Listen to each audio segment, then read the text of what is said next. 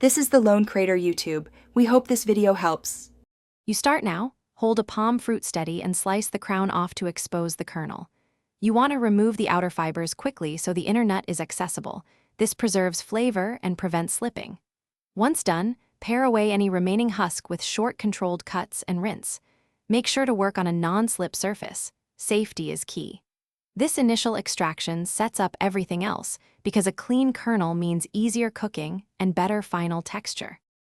You now split each kernel to expose the edible meat. Pry apart gently so you don't crush it.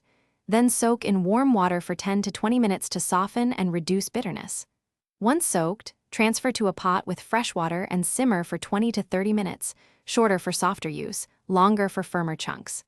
Stir occasionally and skim foam. This clarifies flavor.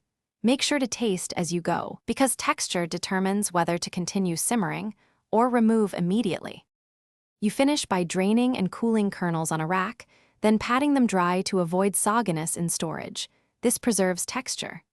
Store in an airtight container in the fridge for up to 5 days or freeze for up to 3 months. Label date and use within that window.